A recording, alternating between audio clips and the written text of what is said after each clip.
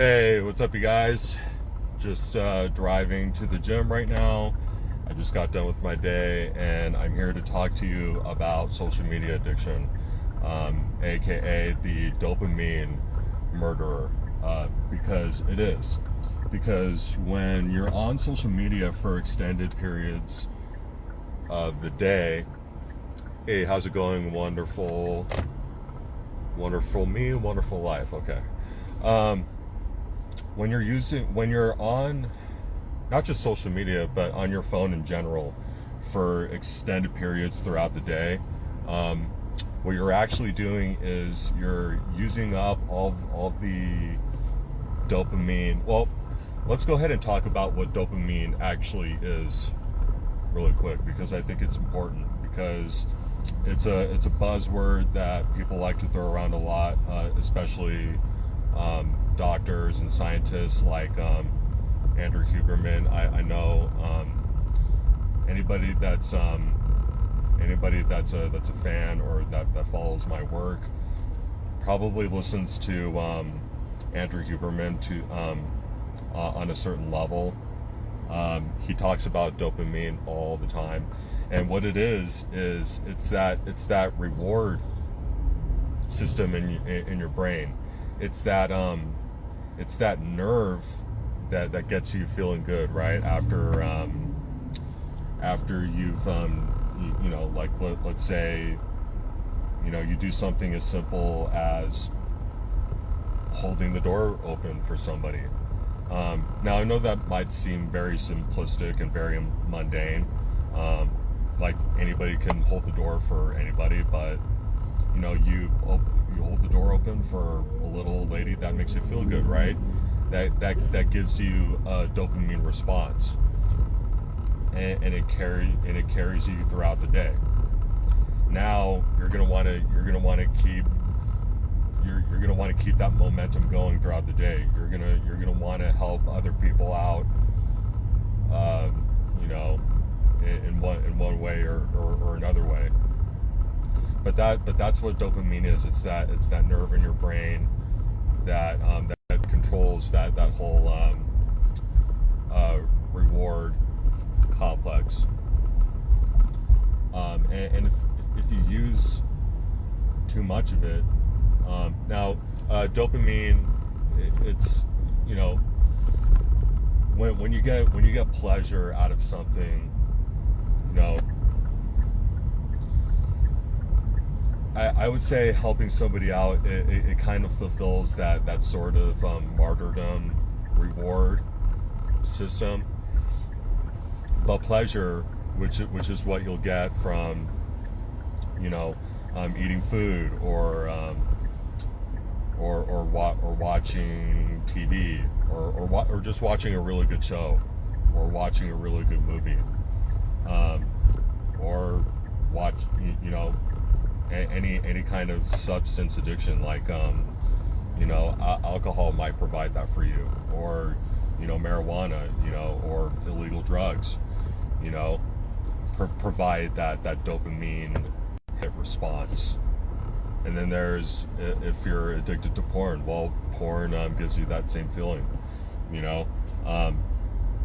so there's martyrdom. I shouldn't call it martyrdom. It's that good jolly feeling that you get after helping somebody, right? Because it feels good to help other people. It's not necessarily within your best interest to just dwell on to just think about yourself, right? Or to think about the bad circumstances in your life and go, woe is me, what, my life sucks, like, why is everybody have it out for me all the time? It kind of takes away from yourself, and it makes you feel good, right? But I think the good feeling that comes from helping people out outweighs the good feeling that you get from indulging in all these pleasures, right? And when you indulge in all these pleasures too much within a certain period of time, it starts to burn it out. Now think about this, and go ahead and if you have a notebook, Some of you guys use your phones, but I'd much rather you use your notebook. So if you have a notebook on hand, pull it out and then write this down for me. Dopamine makes up about 100 nanograms a day, maybe more. 50 is kind of like where you want to hang out. 50 nanograms is considered healthy. But really think about if you're just on your phone, right, for 2 hours, for 3 hours, or maybe even longer than that. Maybe you're on your phone all day. You're very easily burning 100 nanograms of dopamine, and when you do that, that's why whenever you get finished, whenever you put down your phone because you've just watched a bunch of porn for hours on end, then what typically happens? Well, then you start to feel numb.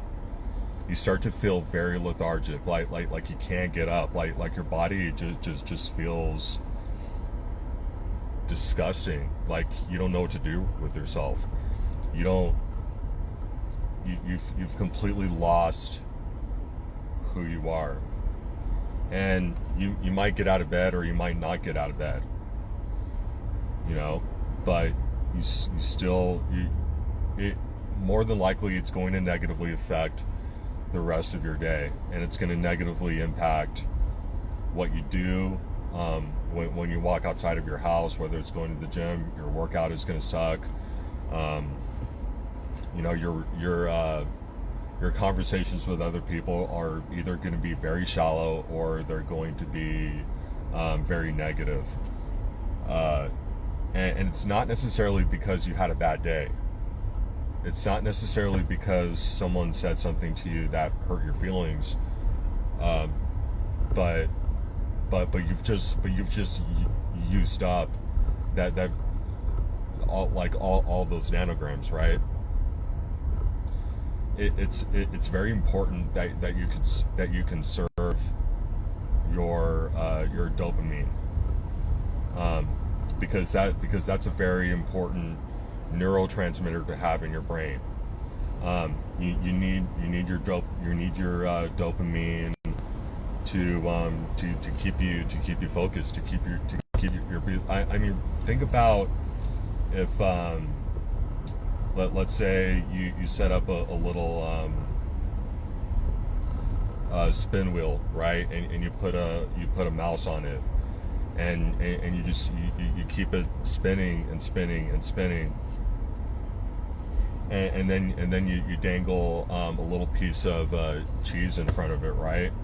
Well, the reason why the mouse it just keeps spinning, it keeps spinning is because it knows that when it can finally grab a hold of that cheese, well, now that mouse has gotten everything that it's ever worked for, right?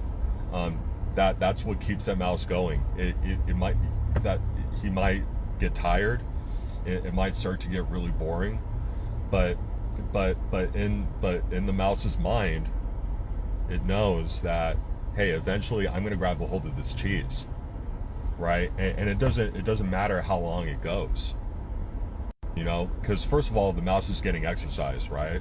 Like it's burning calories, it's getting in a good sweat, and plus there's a reward at the end. And so that's kind of how you have to think about dopamine. But it's a very hard pill to swallow because we're all just so used to instant gratification, right? We want it now, right? I don't know if some of you guys have seen Swimming with Sharks with Kevin Spacey, the guy that grabbed a bunch of dudes' asses. It had him, and then it had that one actor in it. But anyway, there's this one line in that movie that goes like, I don't know. It's something about like you and your microwave, popcorn generation. You want it now. It doesn't happen like that. And this movie came out like 30 years ago, right? So I mean, obviously this wasn't in reference to millennials or Gen Z. This was in reference to the Gen Xers at the time, because Gen Zers weren't alive yet and millennials were just like little kids. I mean, I was barely a toddler. But I think somewhere around that time period is when the more that technology advanced, and the more that people started eating out. We started, the internet came into existence, and then these smartphones came into existence, and now we just have all these things right at our fingertips, available 24/7, and it can never say no to us.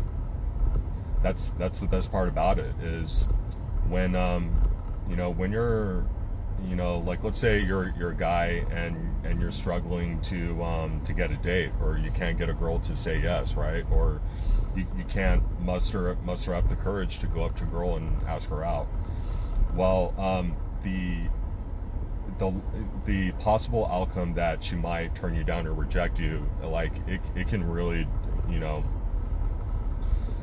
hold a man back, right? It can really instill a lot of anxiety and fear into him. And so why would any young man do that?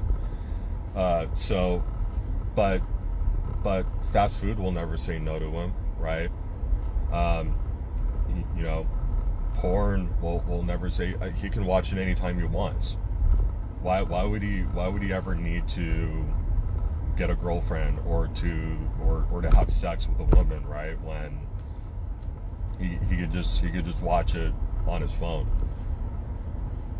right? The thing that I never really understood about porn is, I mean, I get it, sort of, but like, what turns people on about to people? I mean, especially if you're a man and you're heterosexual, why do you want to see another man have sex with a woman? You know that most of the time you're just seeing the dude naked, right? I mean, he's in front, he's he's in the missionary position, he's doggy styling it.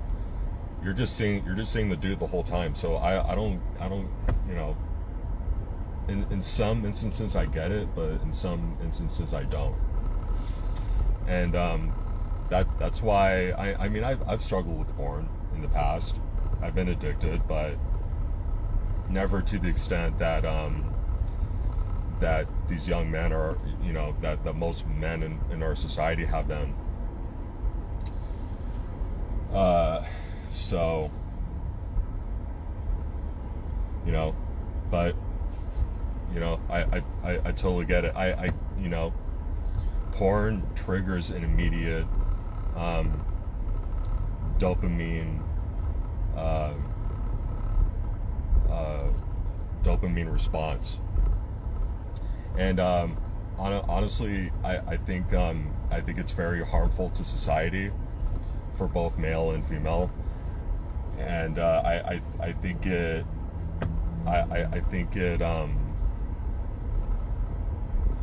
really puts a bad name on sex. I think it really gives a false. I think it gives a huge misrepresentation of what sex actually means, and what it's meant for. And people, even on the conservative side, I mean, you guys heard PragerU, Dennis Prager, the founder of PragerU, encourage married couples to watch porn together. So that doesn't make any sense. He's talked about before in the past that you should never have sex before marriage. You should never. Porn addiction is really bad for young men. It doesn't really give them any incentive to go out and ask women out.